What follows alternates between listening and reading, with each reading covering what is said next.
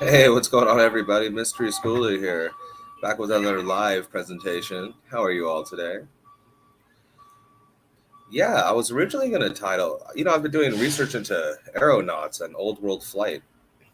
If you guys missed out that video, check it out. And yeah, I've been doing a lot of research to these aeronaut fellows. They attribute this technology and history to. And kind of noticing a recurring theme here with these, Freemason symbolism here with the hand in the pocket during portraits thing. If you haven't heard of that, I mean, you're like below baby truther level. You're like somewhere at 5% or so. I don't know. Your power level's like 200 or something. Just saying. Yeah, that's a Freemason symbol. You see them doing that in portraits and stuff, especially in a time where they tell us photos were harder to take and more people to get dressed up for a photo, right? Because you don't get them taken that often, et cetera, et cetera. So, anywho, yeah, we got some interesting aeronauts to cover. Though we got Leonardo da Vinci. We got Tetsu Brissi of France. We have Calvary, Flying Calvary. Yeah, stick around, folks.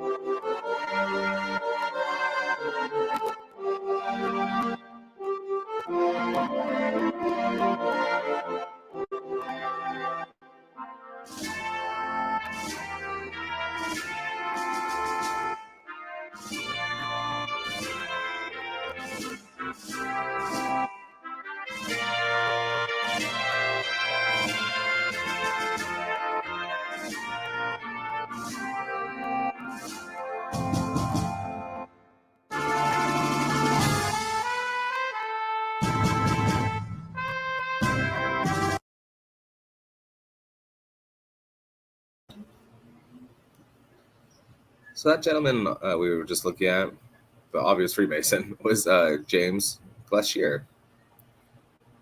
He was born on the 7th of April, 1809, and died 1903. Wow, it lived to be 96, so almost made it to 100.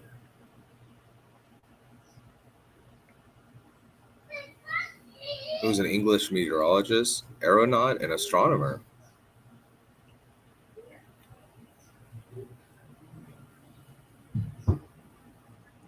Cambridge Observatory, assistant at the Cambridge Observatory, before moving to the Royal Observatory in Greenwich. Okay. He served as superintendent of the Department of Meteorology and Magnetism at Greenwich for 34 years. So, yeah, if anyone would be a candidate for what we just saw in that image, it would certainly be this fellow. So, yeah, this is a thing you notice. I think it's a similar thing with Tesla as well. Nikola Tesla, is that a lot of technologies that from the old world got attributed to him. And same with Edison. That's why these guys have. You ever wonder why it's like, a couple people invented hundreds of things?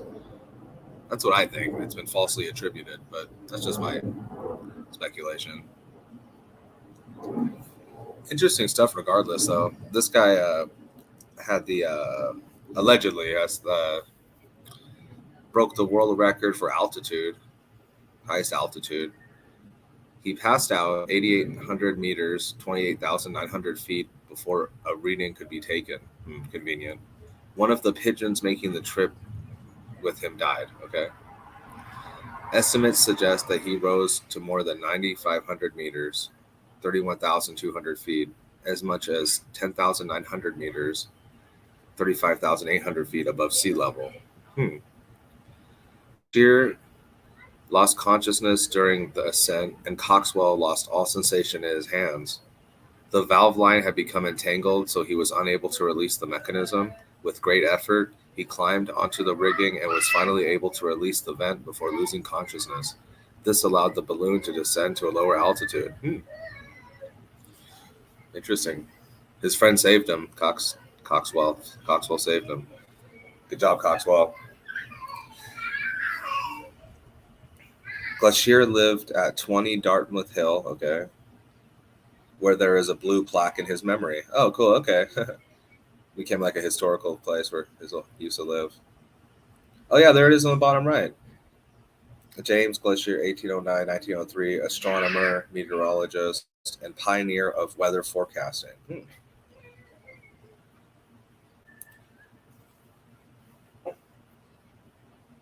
The two made additional flights, according to the Smithsonian Institution. Okay, there you have it. Glacier brought along delicate instruments to measure the temperature, barometric pressure, and chemical composition of the air. He even recorded his own pulse at various altitudes. In 1871, Glacier arranged for the publication of his book about the balloon flights, Travels in the Air, a collection of reports from his experiments.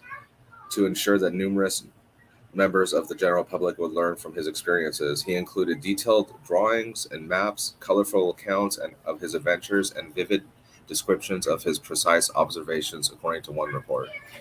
He died in Croydon, Surrey, age 93. Wow.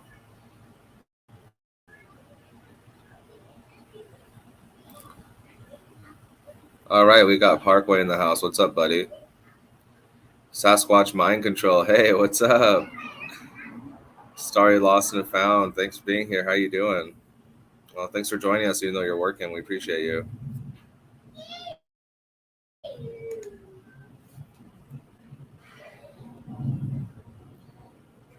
Next up is French aeronaut Tetsu Brissi. Now, this is the guy who we covered in my last aeronautics video, Old World Flight. He flew a horse. Yeah, that's right, Flying Cavalry, 1700s. You like that? Check this guy out, huh? Like, have you ever been on a big horse before? It's scary up there. It's high enough just being on a horse. Now this guy's on a hot air balloon on a horse. Whoa, this guy's baller. Check this guy out. With gas prices the way they're going, I don't know. I'm thinking about a horse balloon myself. Huh? Pierre Tetsu Brissi, or possibly Tetsu Brissi, was a pioneering French balloonist who achieved fame for making flights astride his horse. Tetsu Brissi made his first balloon ascent in 1785 or 1786, okay, and the first night ascent in June 1786 in a hydrogen balloon. He subsequently undertook more than 50 flights in his lifetime.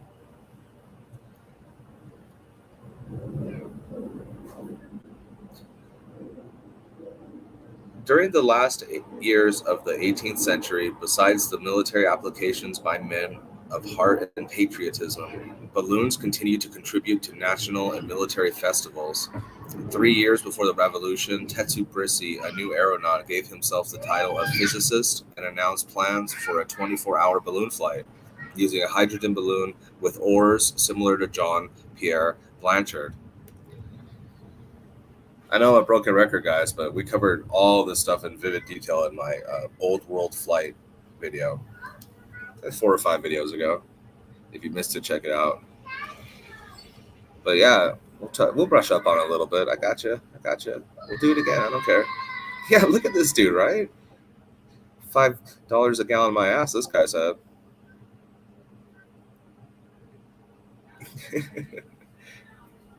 Wow. What do you guys think of this?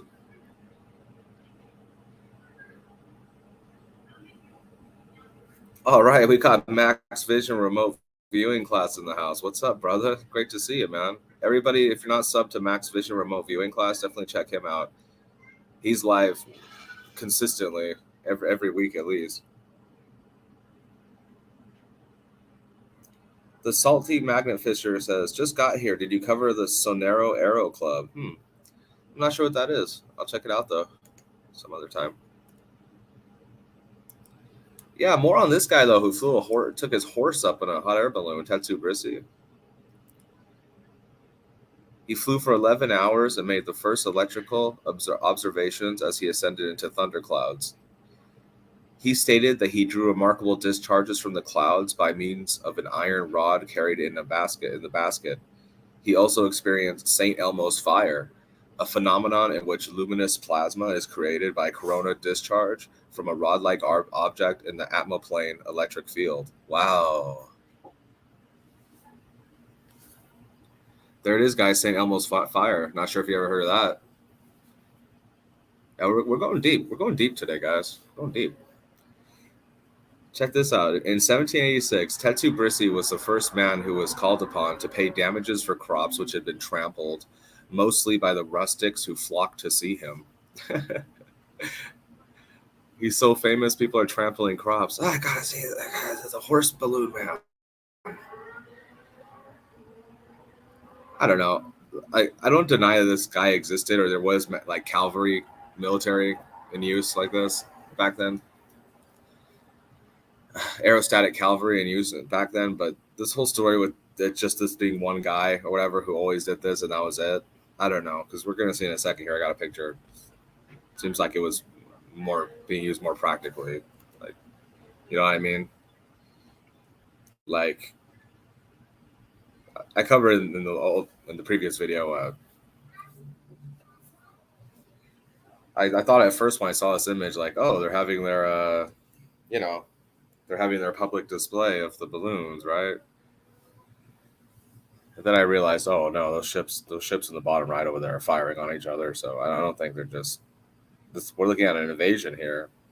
We're looking at an aerostatic cavalry invasion, 1700s, guys. Yeah, did you know about this?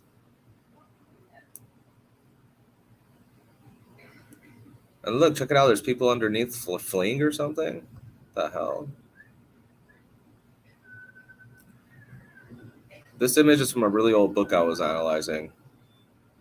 Again, check out my old world flight video. But yeah, what's up? How many balloons do we got active right now? Cavalry mounted hot air balloons here. 1, 2, 3, 4, 5, 6, 7, 8, 9, 10, 11, 12, 13, 14, 15, 16, 17. I'm counting 18 hot air, but like aerostatic cavalry mounted. What the hell? Ah, okay.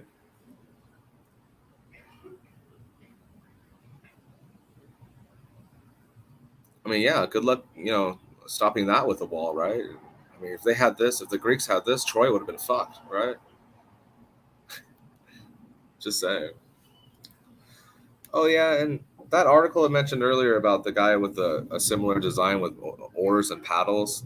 That's this dude, Von Pierre or something. I forget. Whatever. Yeah, I cover it again in vivid detail in my old world flight video. Yeah, this one seems to be using some kind of solar panels or something. He's got on the image on the left in the top right. That's a sounding balloon. It's used for meteorology stuff.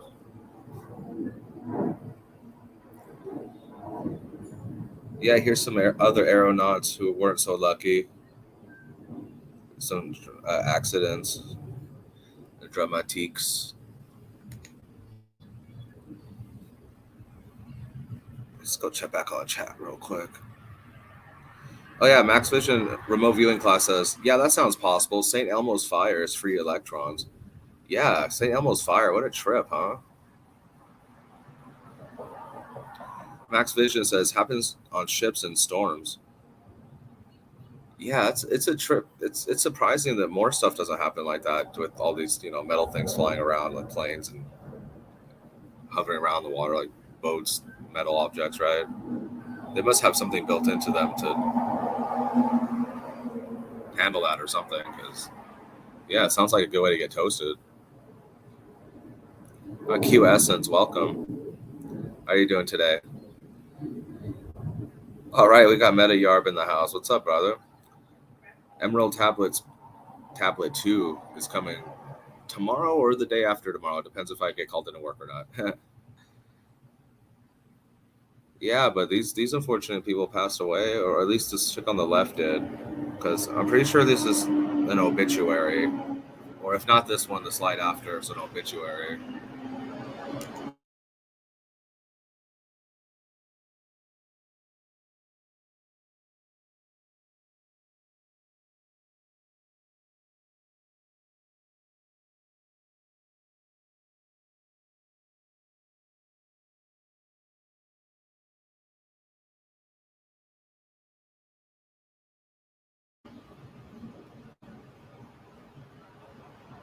Okay, we are back. Sorry about that, everybody. Yeah, this is the same guy but different experiment. Yeah, accidents happen, I suppose. I wonder if he died because this was taken from a similar a few pages after those last obituary pages. Yeah.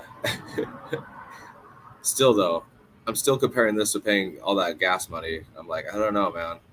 Like I could fall. It's killing me.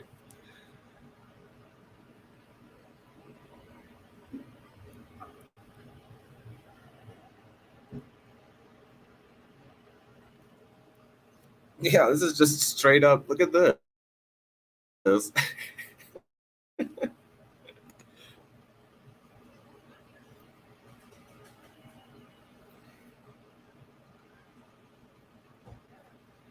Yeah, Meta Yarb Yarby says maybe drug that the horse, but not sit on its back. That's too much. Yeah, I mean, I don't know. If the story sounds like they basically tortured the poor thing because he talks about having to like land and like drain the horse's blood from its nose and stuff. It's crazy, all this crazy shit because the altitude. I don't know, man.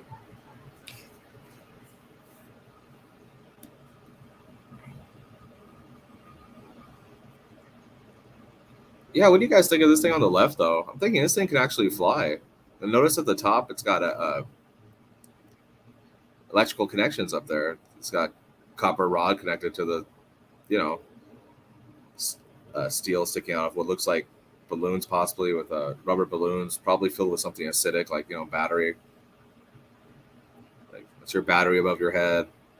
Yeah, it's got the gears. I don't know. You guys think that thing flew or could fly? Interesting. I'm not sure what that is on the right, huh? Anybody?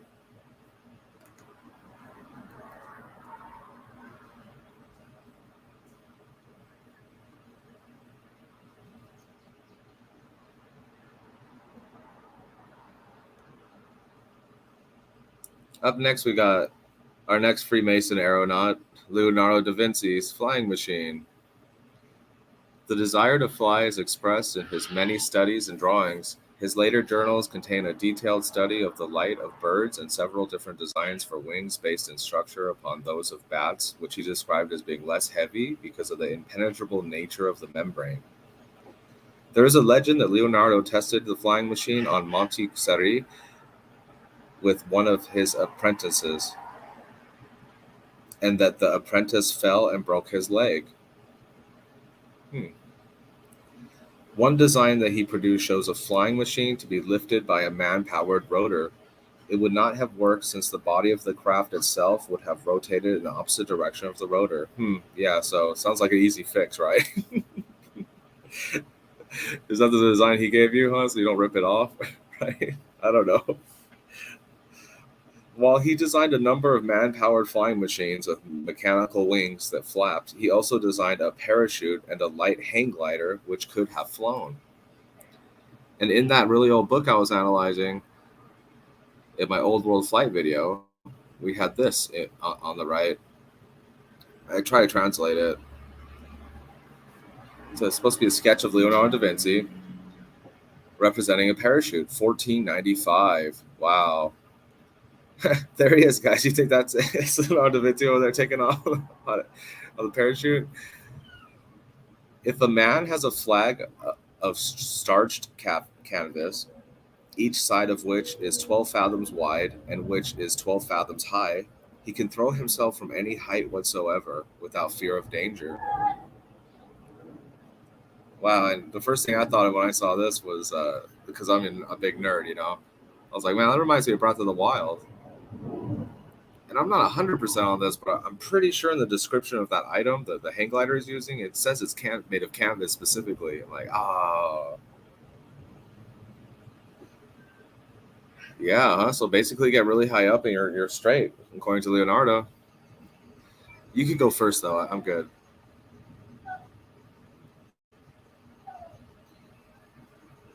Our next Freemason aeronaut, which makes you wonder, like, how far back does this deception exactly go, huh? Like, exactly how far back does it go? Like, I thought it was just gonna be the astronauts were the source of that stuff, but no, it looks like they covered the aeronautical narrative as well. Yeah, I think that's what they did. They covered that aeronaut narrative just fine because I really doubt that these guys actually did a lot of this stuff. But whatever. What else am I gonna read? Up next, we got Dupuis Delcourt, French physicist, 1824.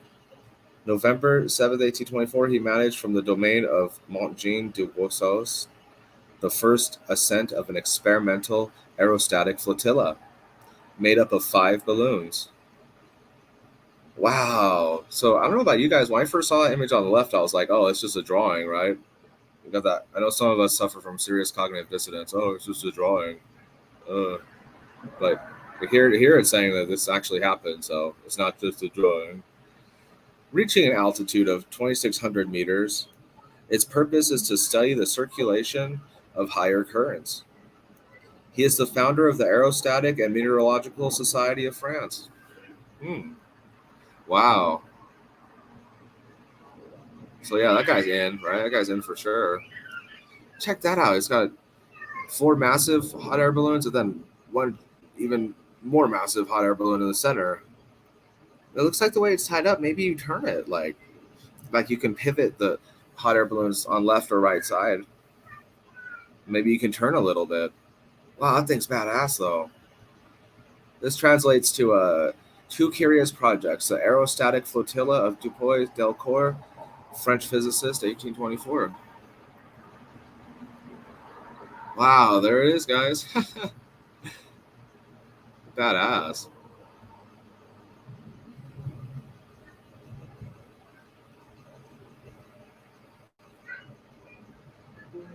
Well, thanks for watching, everybody.